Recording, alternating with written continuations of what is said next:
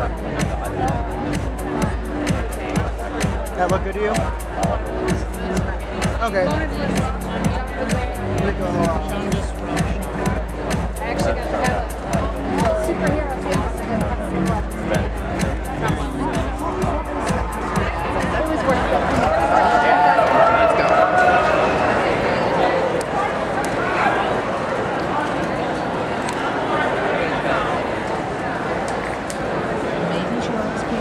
Hello everybody, welcome to Heroes and Villains Fan Fest, Walker Stalker. I'm Matthew Aaron, I'm not Stephen Amell. I'm sure you were very confused when I came out. You're like, he's shorter in person.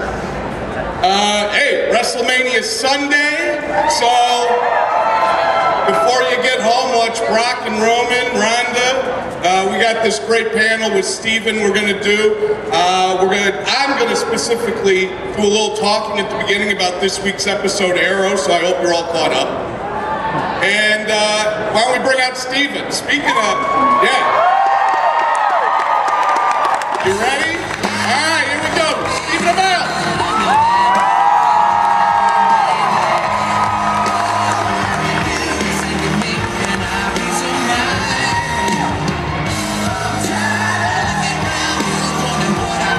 Is that your theme song? Is that it? Like, I don't want to be... I hope not.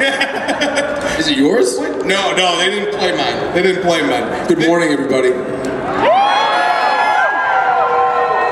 When did you need a theme song? You did SummerSlam, what, 14 or 13? What's 13 or 14 you did? I did SummerSlam. Are you a big wrestling fan? Yeah. Oh, we can hear a lot. No, I did SummerSlam in 2015. Oh, it was 15. Okay. 2015, yeah. It was pretty dope. Yeah, and I did not have... I wanted to use the Arrow theme song as entrance music, and we went back, and so I had to ask. Yeah. WWE was like, well, you have to ask Warner Brothers if you can use the Arrow theme song for your entrance music. I'm like, well, they'll be fine with it. And then they were like, yeah, you can have it, but we want to charge like a little nominal fee. It's like, I can't say what I said. I got very upset. And we just used a different theme song. Anyway. Well, the reason I also bring up WrestleMania is for those who watched Arrow this week, we had the Mega Powers exploding.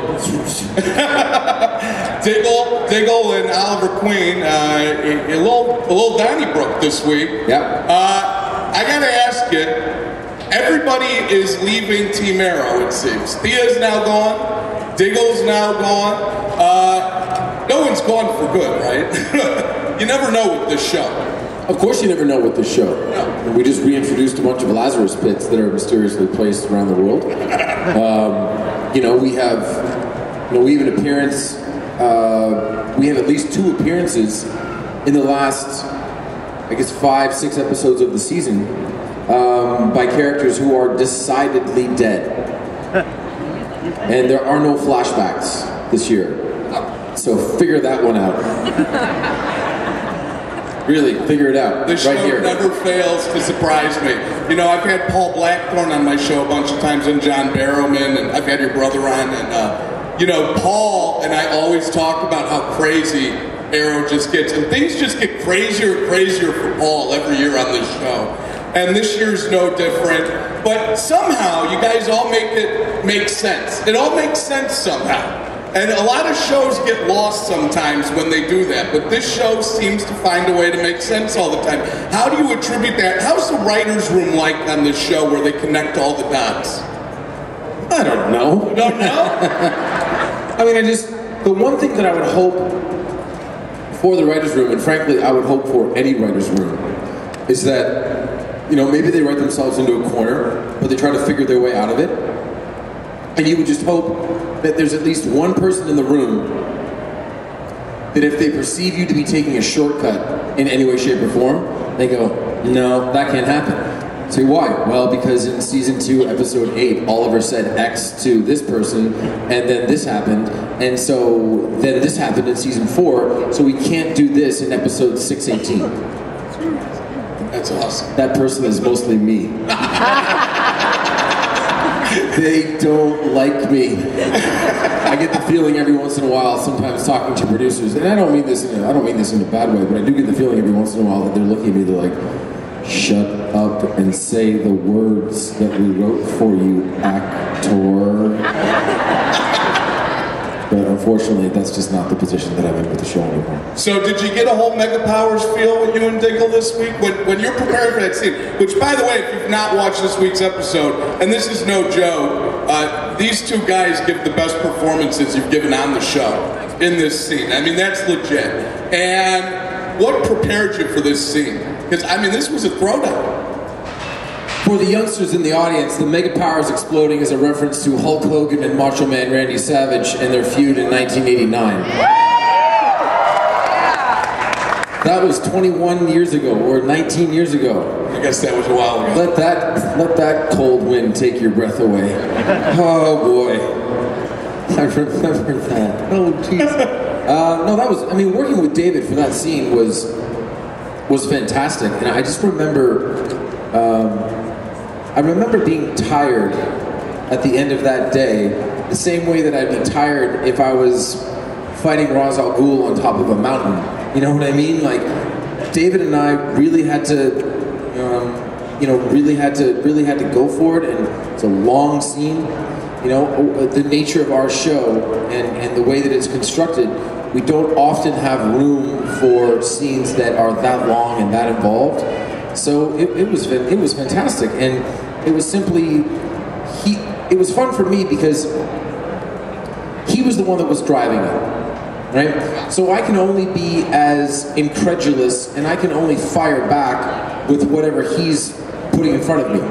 So it was pretty much like, I'm going to sit back and I'm going to see what David does with this, and I'm going to try and it's like a game of tennis. Like, he's barreling shots at me, and I'm just trying to return them. And why you're so great, why both you guys, you and David, are so great in this scene is the key to great acting is listening. And in this scene, you got to listen a lot, because like you said, it's David throwing stuff at you.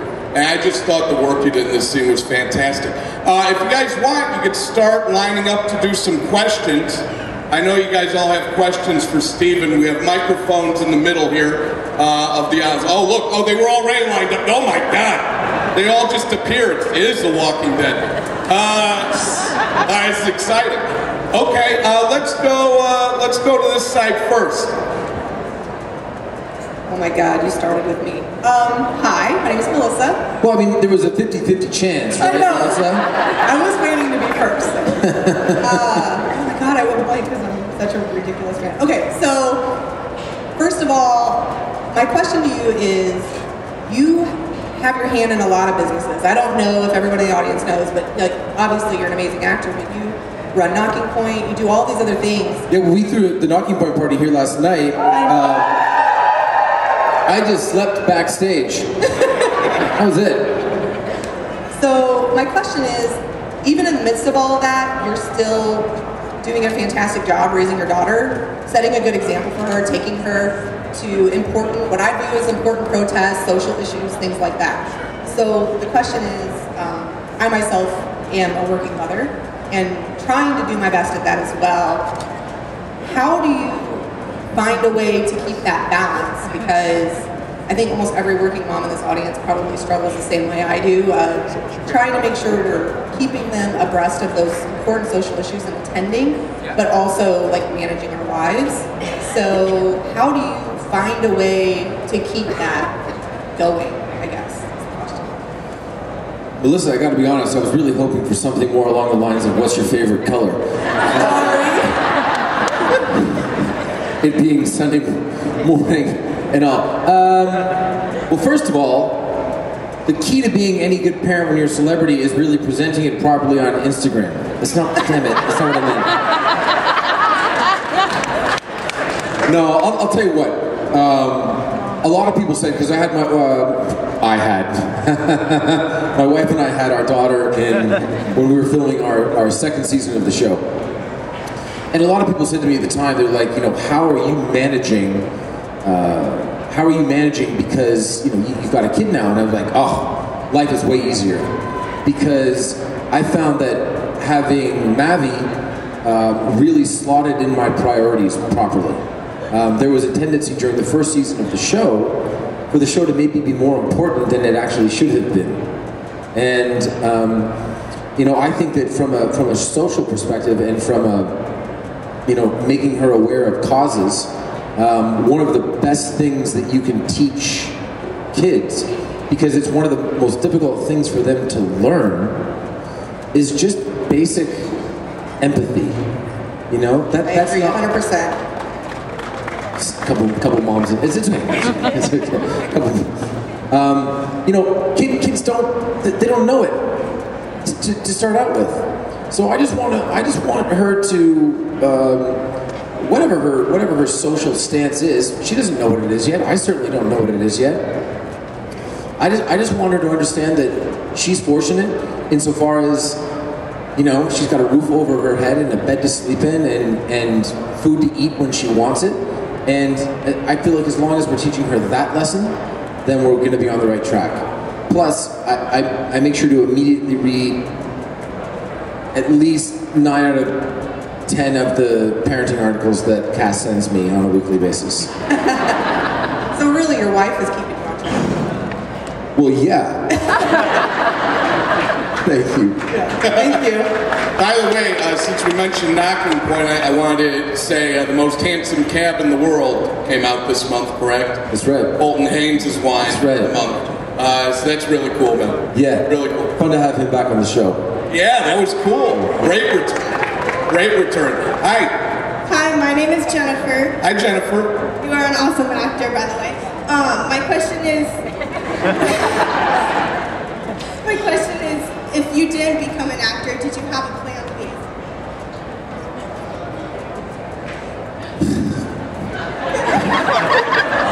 The easy ones to start it off. My favorite color is blue.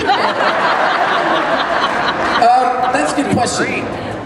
One of the things that, after we talk about the parenting article that she sent me, one of the things that Cass and I will discuss is that I don't like laying a hypothetical on a hypothetical.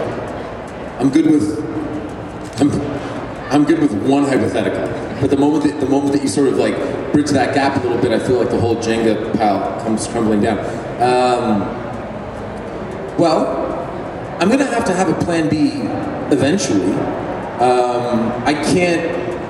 I can't do this show in perpetuity, and I don't mean that the show's gonna get canceled. I mean, I'm going to be 37 in a month and a half, and I'm getting tired.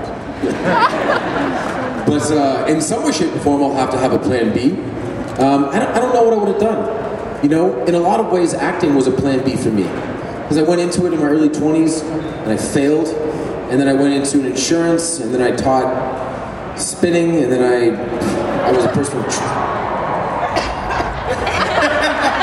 He really doesn't like spinning. I know. And then I was a personal trainer for a little bit, and I built websites, and I tried to write. I mean, in a lot of ways, finally settling into acting was a plan B for me. So I don't know, but whatever the next chapter is after this show, because it's very, very all-encompassing, just in terms of, we shoot 10 months out of the year. We're basically off from the 1st of May until the 1st of July, and then we're back at it. I feel like there's an element of plan B to whatever happens next, but I'm excited for it. Thank you, Jennifer. Don't need to do it next year, though, because there will be a season 7 of Arrow. That is correct. Just announced. Yep. So he's got another year to stall on plan B. What's up, brother? My name's Gary. I just want to preface my question. I love you, by the way, as an actor. You're great as Green Arrow. Sorry that I took you down with no superpowers, but that's fine, whatever. Yeah, it was impressive. Anyways, so I'm a huge DC fan, but I actually didn't discover Arrow until after 2 seasons into the show. So then I started watching Flash first, because I'm more of a Flash fan, and Grant Gustin got cast. I was like, who did they just cast? A Glee member is the Flash? I was super mad. Obviously Grant is great now. I'm super, he's a great Flash. Thanks for giving him a chance. Yeah, I'm one of those kids on the internet. How dare you? How dare you? But did you ever run into that when you first got cast as the Green Arrow? Like, oh, this guy, like, why did it, did that ever run into that? Yeah. People wanted Justin Hartley. Yep. He was almost on the show this year. Was he really? Who was he going to play? Can you say? No. No.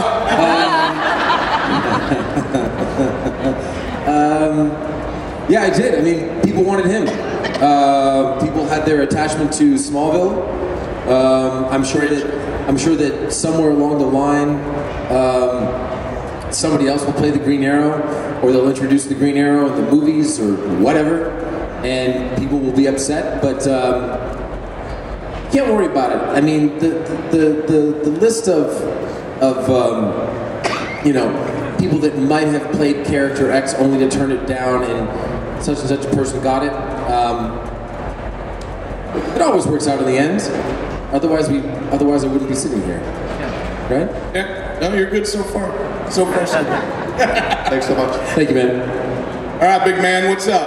Hi, I'm AJ. Blue. How you doing? Good morning. If you could be any other character from Arrow, who would it be?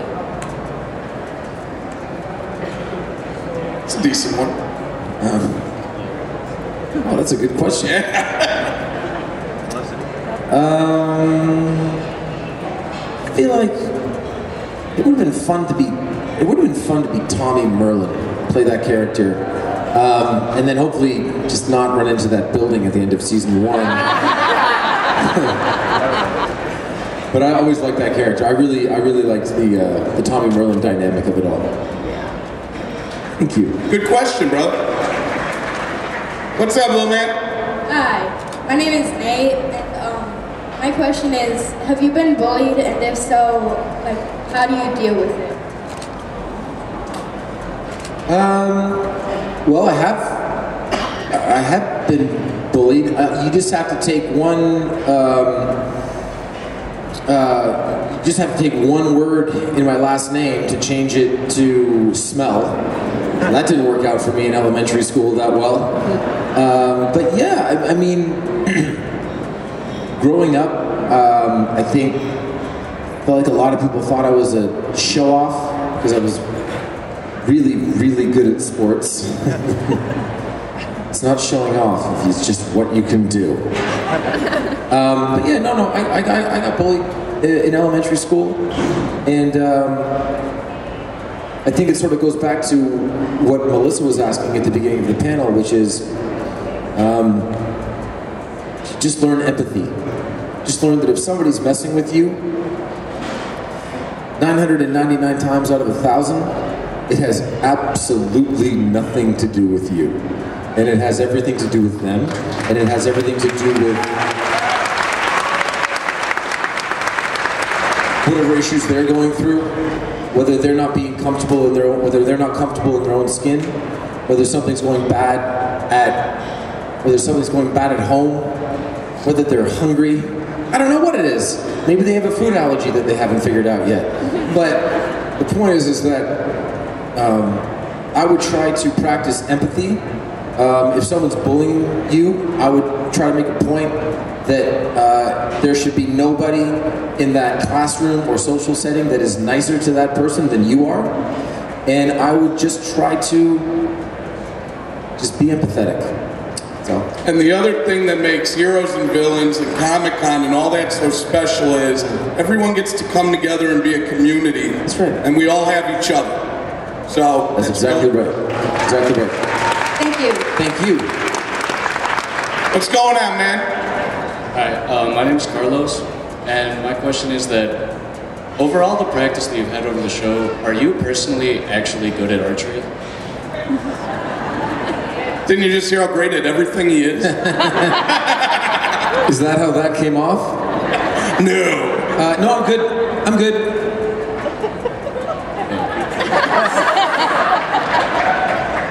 Thank you. What's up, Slade? Yeah. Good. How are you? So, first off, I want to say it was great seeing you last night when you came to meet Thor the Impala. Yeah. Finally sat in the Supernatural car last night. It was fun. And I hope that, ultimately, I was thinking about this. I really hope that fans and critics give that show a chance. You know what I mean? because I feel like both Jensen and Jared have a nice chemistry together, and I know that show's been on the bubble for a while now. I just hope that people, I don't know, I hope they stick with it. Just my thoughts, just whatever. Oh, I'm sorry, keep going. My question was related to crossovers, actually. So I really love this season's Crisis on Earth X. Although my question is, what would you like to see for next year's crossover, and which characters would you like to interact with? Since technically this year, you didn't really, Supergirl, it was just Alex and Kara that came over. Like, would you like to interact with any more of the Supergirl characters, and what plot would you like? Well, I don't know who I would like to interact with. What I would like, and what I think is important, is I'm not sure how we scale the crossover like we have for the past couple of years. You know, it was just Flash v Arrow, right? And then all of a sudden it was a little bit bigger, and then Supergirl showed up, and then it was Crisis on Earth X. I don't know what the next scaling step is. I mean, I'm sure it exists, but I'm not sure how to do it without cloning me. So I think that it might be interesting to get a few select characters from all the shows and maybe make it more of a character-driven piece and less of an event, less of a stage, more of just seeing these characters interact and having it be a little bit more of an actor piece. Which, I don't know, maybe that would be interesting, maybe it wouldn't. I don't know. But that's what I would like. Personally, for me, I'd like to see you be more interactive with the Supergirl cast. That's just me. Okay. He wishes you were on Supergirl. Forget this Arrow show. All right. Thanks, man. Thanks, man. Hi, my name is Megan, and with your character on this show, you go through like a lot of loss, if it's from death or just people leaving the show. And I was wondering if you could give your fans one piece of advice to do with that kind of loss, what would it be? What is happening here this morning, guys? This is lovely. I think I might need a glass of wine or something like that, or a giant. What the hell is that? Human beings were never supposed to. Anyway, dealing with loss, and all of are dealing with loss. You know, whether it's somebody being taken from him or somebody electively leaving, I think that, you know, you just try to remember the good times with those people. And if it's a situation like where, you know, Thea left, I think for Oliver, you just, you know, you remember the good times with your sister. You remember seeing her when you came home from the island. You try to compartmentalize the part where you came home from the island first and murdered the drug dealer that was messing with her. But you try to remember the good times, and you try to hold on to those, and you know, you try to let them inspire you in some way, shape, or form. Thank you. Thank you so much. Go Cubs!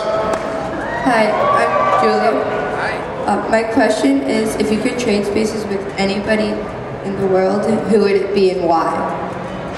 If I could trade places with anybody in the world, who would it be? And why do I immediately picture Jensen Ackles?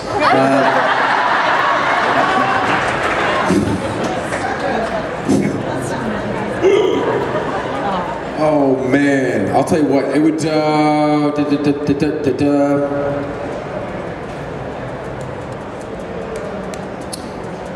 I don't know.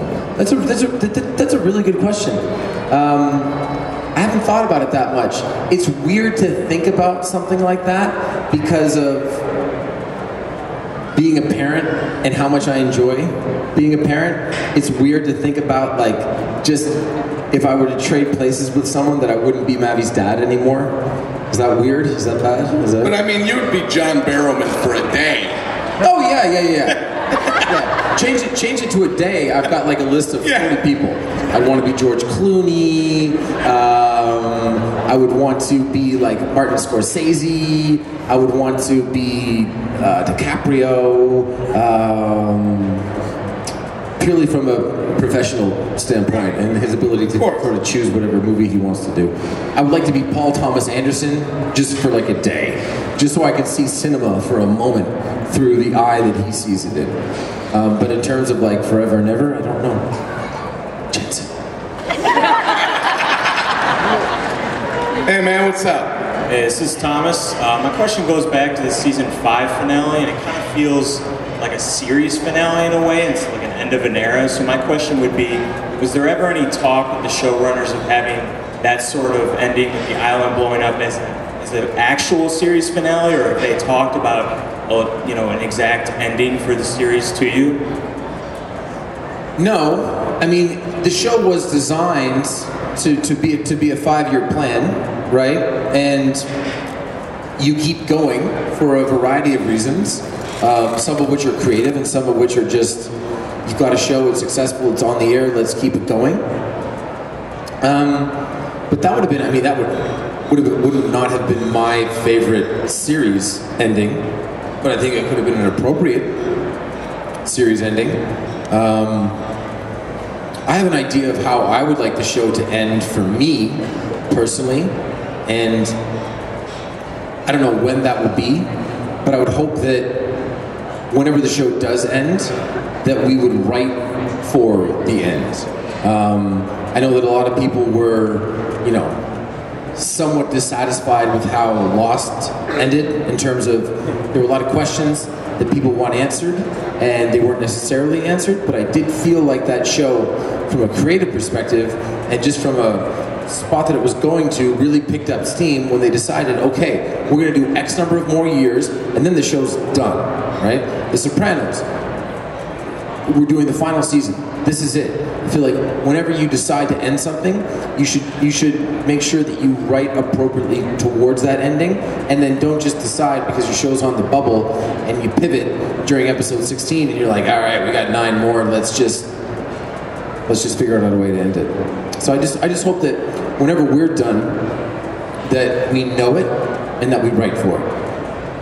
Thank you. Thank you. What's up, brother? Hi, my name is Blake, and my question is more of a request question. Would you mind telling me that I failed this city in that murderous way that you say it? Actor. Have you? Sorry? I mean, where are you from? I'm from Tompkinsville, Kentucky. Okay. Failed this city. That's not it. Sorry, my bad. Sorry. Blake, you have failed this city. Thank you. It's pretty good. How you doing? Good, how are you? I'm great. She's talking to me. Okay. Oh, I'm doing well, thank you. you're welcome. Hi. I'd like to start with saying that we just got 2 new kittens and we named them Barry and Oliver. So. Cool. And then my question is, I see you smiling a lot.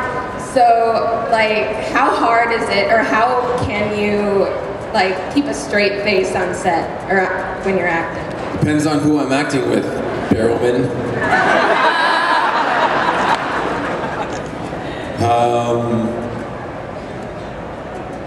I used to have a lot of trouble with cracking, really, because I mean, there was, especially in the early days, there was not a lot of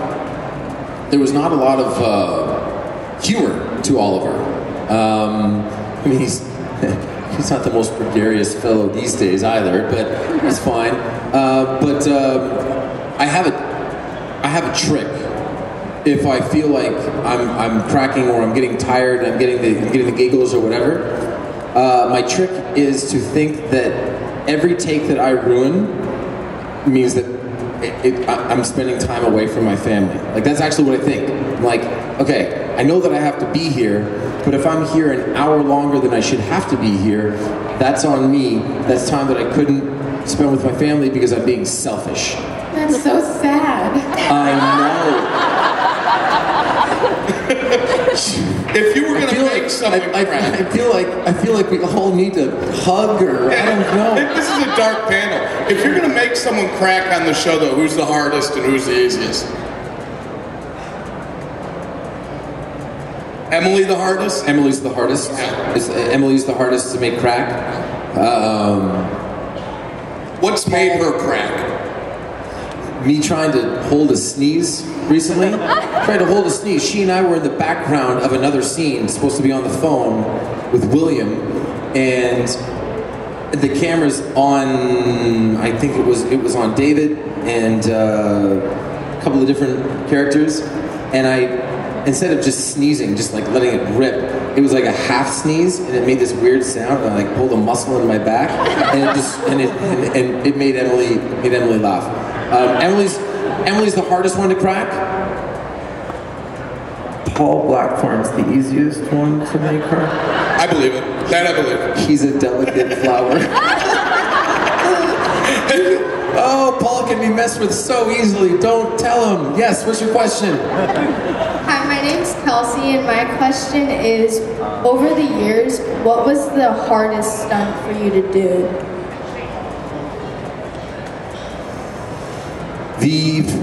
The hardest stunt, there's a stunt in the beginning of season 2 where Felicity steps on a landmine, on Leanne Yu, and I swing in to get her, and I was very demonstrative about that stunt being just me, and they're like, oh, yeah, well, okay, we'll get like a double, and we'll do like some coverage with the double, and I was like, nope, because the previous year I had done this sequence where I climbed up a wall to retrieve a bullet, and I had done the entire thing, but they had also done a little bit of coverage with the double, and randomly in the cut of the episode, I see the double just for like 1 second, like, no, wait a minute, I'm seeing the double, I did that. So I forced them to make me do it shirtless so that they couldn't use a double.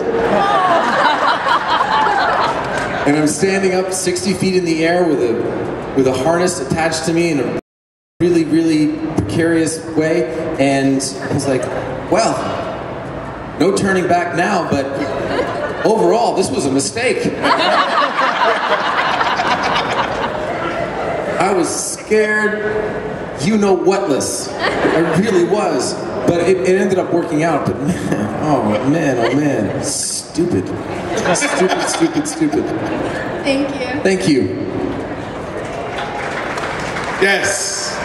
Hi, I'm Samantha. Merriman was here yesterday, and he mentioned a few of the things that happened on set. And I was wondering, what is your favorite memory from the set of Arrow? That's a really good question.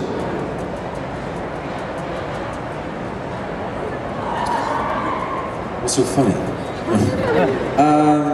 Well, two things. I took a lot more pride in the 100th episode than I thought I would. And I don't mean the story per se, although I liked the story. I just, getting to 100 episodes, I didn't think it would be a big deal, but when I got to set for the first day of it, I just remember feeling this sense of accomplishment. And I remember looking around at all the different people that had been on the show when we were shooting the pilot, and that here we are 5 years later, and that's kind of that's the high water mark. I mean, maybe you get to 150 episodes. We're gonna get to 150 something at least. Maybe get to 200, but man, to make it to 100 episodes, that's really something. And that feeling of accomplishment, just those first few days on set, and then all the actors that we had come back for that episode, and to reminisce a little bit, and then to go to the 100th episode party and all that fun stuff, that really felt like an accomplishment. And then additionally, going all the way back to the pilot, I will never forget our first day of filming. The first scene that we shot in the entire show was when Oliver's being interrogated by the three guys, and he's zip cuffed to the chair. He gets himself out, and he does the action scene. We did our first little beat of action, and our director of photography, Glenn Winter, who's gone on to direct the pilot for Supergirl and the pilot for Legends of Tomorrow, and has directed some of the most seminal episodes of Arrow.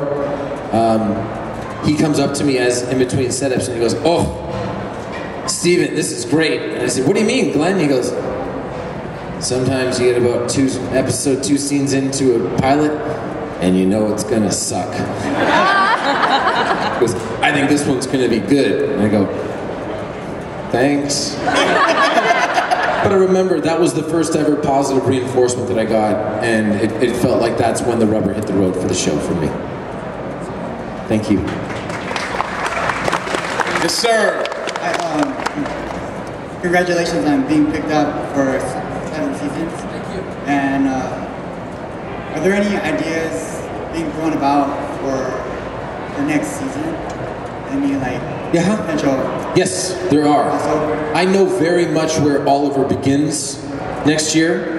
Whereas at the end of season 5, I didn't know where we were going to pick it up. I think that we will do what we typically do, which is we do a basic time cut. So if we wrap up season 6 in May, when we find our characters in season 7, we will be in October. I know where Oliver begins the year, and I know that it is something on the show, more so than anything that we've ever done, more so than blowing up the island. It is something on the show that we can never undo, if that makes sense. And if it doesn't make sense, even better. Thank you. Very ominous. Yes. My name is Ethan. And I have 2 questions. Is that okay? Sure.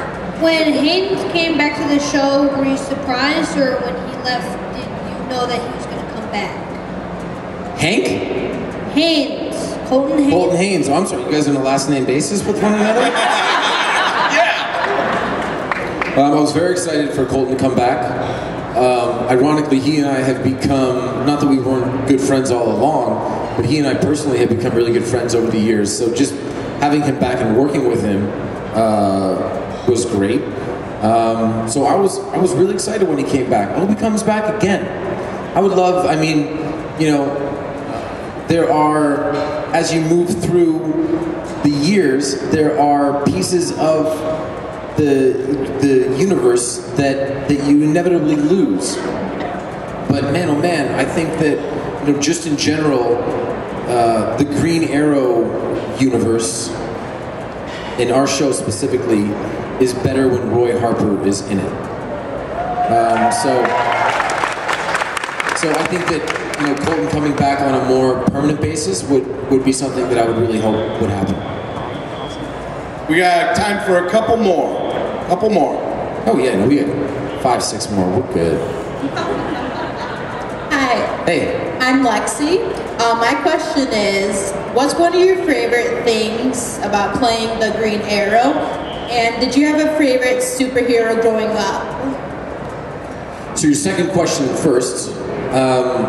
Growing up for me was the Christopher Reeves Superman, for sure. And the John McClane diehards. That was something too. Clap for John McClane.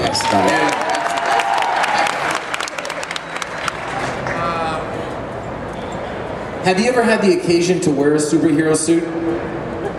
Sort of. It's the best. That's my favorite part. Straight up. Putting on the Green Arrow suit.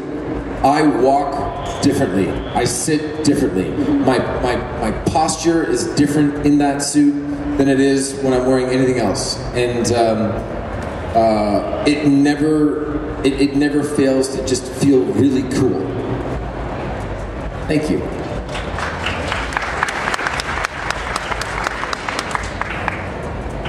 I have a but how did you become an actor? How did I become an actor?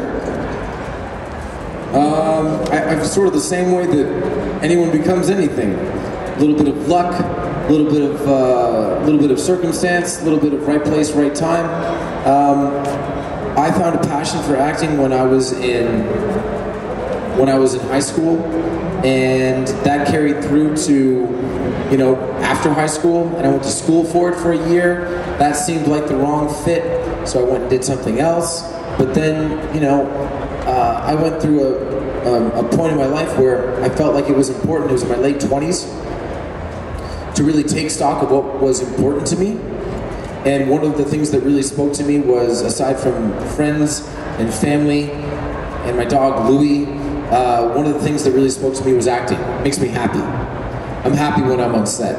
All of the things that come along with having success doing it, you know, can sometimes infringe a little bit. But man, oh man, between action and cut, I'm always super, super happy and at peace. So that's why I do it. Good question, man. Thank you. Hello, I'm Veronica. I do have a question in regards to Oliver and Felicity. Of course, they started off as acquaintances, partners, and friends, and now they're husband and wife.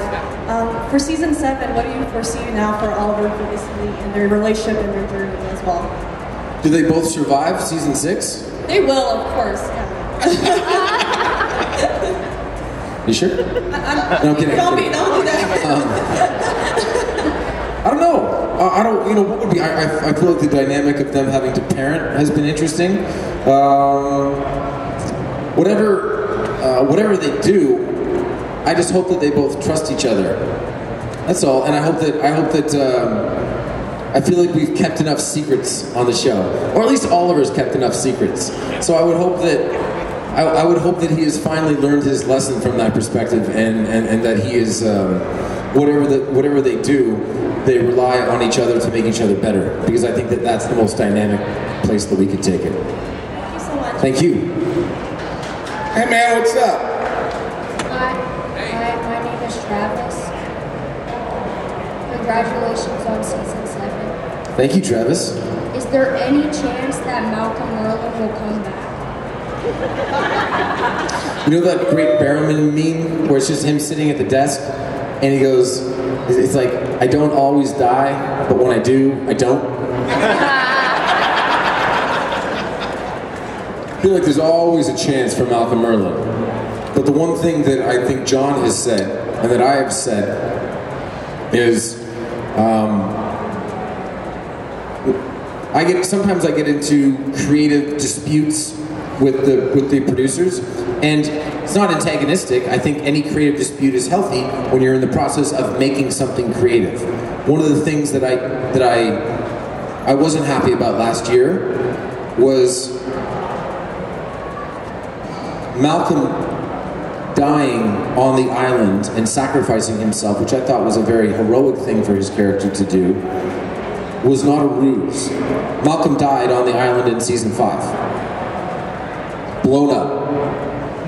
Done. Now, of course, there are other Earths, there are other timelines. There's just, we feel like having John back on the show, so we do it. There are lots of ways to do it, but he did die in season 5, and I was a little bit upset. I thought his character deserved to have an on-screen death, so that there wasn't a sort of a sense of, well, we think he's dead, but it's Malcolm Merlin. I feel like that character deserved, based on what he's done throughout the course of the show, to have it shown. So of course he could come back, but that would really be up to John. We would always love to have him. I love that you love Malcolm Merlin, oh man. That's great. I love that. No. Oh! Keep him out. Thank you. Most people just like Emily, and that's it. He was asking, hoping he stays away, Malcolm Merlin. That's right, okay. Thank you, Alright, what's up?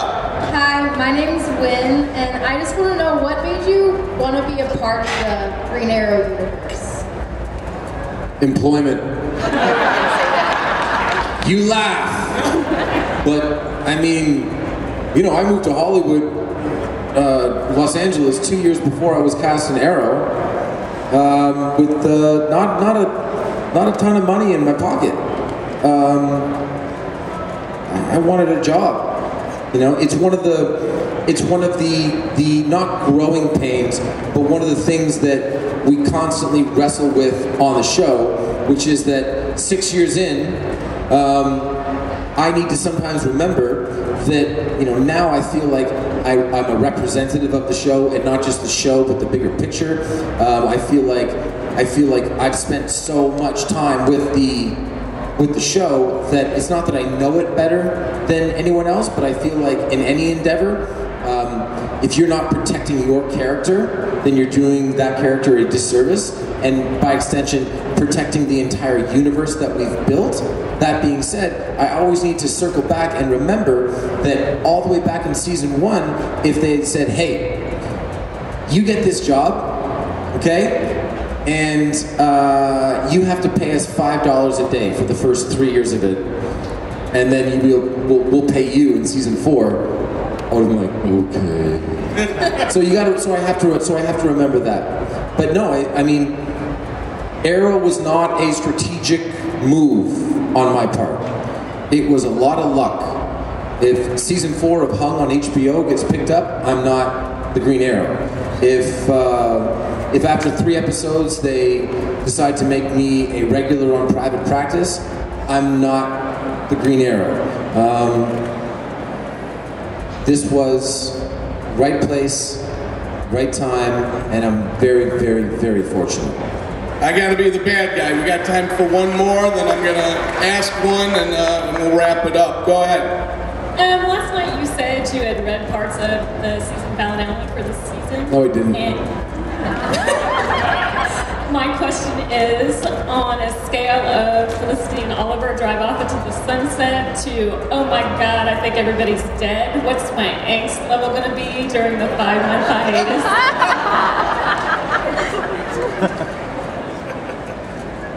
I think for one of the first times, there's not a dread. I can go through the years, right? Like, okay, the end of season 1, the undertaking happens. That's bad. City blew up. Tommy died. Boo-hoo. Actual tears at the moment. The end of season 2, Oliver, like, where's he going to take it from here? He's had this epic battle with Slade Wilson, his arch nemesis, and he's sort of become more of a 3-dimensional person. So where's he going to go? Season 3, driving off. Are they going to bring Oliver back? Season 4, sort of killing Damien Dark and deciding that there's got to be more than one path here, and starting to inspire people. That was interesting. And then season 5, like, oh god, what are they going to do? Angst. I think that more than any other finale that we've ever done, you're going to want to know how we are going to begin season 7 and how the dynamics have changed by the way that we end season 6. It was a very appropriate final question. Thank you very much. I want to thank everybody first off. I want to thank Stephen for doing the panel. I want to thank everyone for their amazing questions. I started with WrestleMania, I'm going to end with it. 2 things. 1, All In. Cody Rhodes, Cody, the American Nightmare, he's putting on a show in Chicago in September. That's right. Are you going to be a part of it, or are you going to be wrestling? Yes, and... Okay. I'm going to be a part of All In. I'm going to be back in Chicago on September 1st. I think the tickets go on sale sometime around May 13th. Very proud of Cody, and the Young Bucks and how entrepreneurial they are. And wrestling is my favorite thing, and being able to share that passion and do it is pretty cool. Mania tonight. Who you got? So WrestleMania tonight. This is going to be a tricky endeavor for me. I'm going to leave here at 6:30, and then I'm going dark until I get all the way home. Until I get back to Vancouver, I'm not going to look at my phone. I'm not going to do anything. I don't know who I have in WrestleMania. I just hope that it's a good show, and I'm sort of sad that I'm not there. What are you looking forward to the most at the show?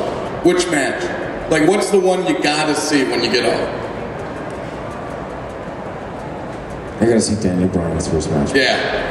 Daniel Bryan, yes. Hey, if I could take a second, I gotta say that as an ambassador of Heroes and Villains and FanFest, this is our 3rd year here, and it just gets bigger every year and more exciting every year. And I said this last night at our wine party, but for the people that are here for the first time, thank you. For the people that have been coming here 3 times now, thank you. Chicago is one of my favorite cities in the entire world. We love you guys, and I can't wait to see you again next year. Thank you very much. Thank you, Stephen. Thank you, everybody. Thank you so much. Please enjoy the rest of your day.